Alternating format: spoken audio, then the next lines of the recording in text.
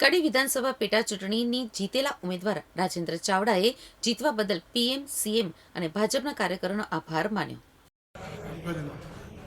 માનનીય આપણા વડાપ્રધાન શ્રી નરેન્દ્રભાઈ મોદી સાહેબ, કેન્દ્રીય ગૃહમંત્રી માનનીય શ્રી અમિતભાઈ શાહ સાહેબ, કેન્દ્રીય જળ મંત્રી અને ગુજરાત પ્રદેશ ભાજપના પ્રમુખ માનનીય શ્રી સી.આર. પાટીલ સાહેબ, આપણા ગુજરાતના યશસ્વી મુખ્યપ્રધાન માનનીય શ્રી ભૂપેન્દ્રભાઈ પટેલ સાહેબનો હું ખૂબ ખૂબ આભાર માનું છું અને આ જીતનો યશ એમને આપું છું.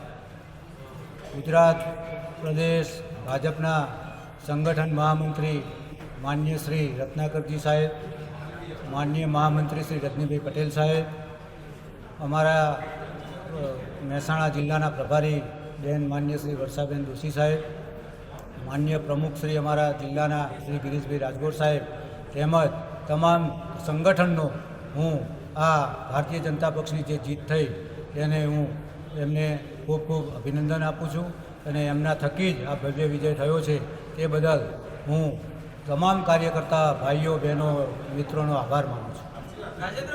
એની અંદર અમારી પાર્ટીમાં કોઈ પણ જાતનો જૂથવાદ હતો જ નહીં. બધા એક સાથે મળી એક સમથી જ બધાએ ખૂબ નિષ્ઠાપૂર્વક કામ કર્યું છે અને એની આ જીત થઈ છે.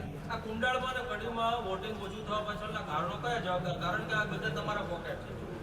નહીં, આમાં એવું હતું, કુંડાળ અને કરણનગરમાં અને બીજે જે પણ મતદાન ઓછું થયું એનું મુખ્ય કારણ ચાલુ દિવસ હતો, ગુરુવાર હતો, એટલે મતદારો જે બહાર રહેતા હતા એ મતદારો મતદાન કરવા માટે આવી શક્યા નહીં.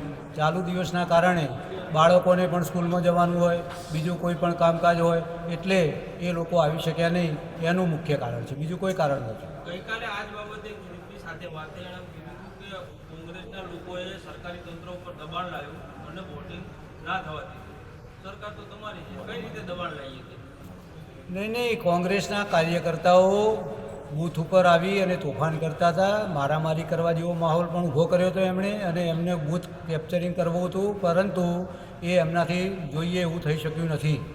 તો એમને આપણું તંત્ર તો સરકારી તંત્ર, સરકાર ભાજપની છે, એમ છતાં કેવી રીતે થાય? બંદોબસ્ત તો યોગ્ય રાખ્યો હતો.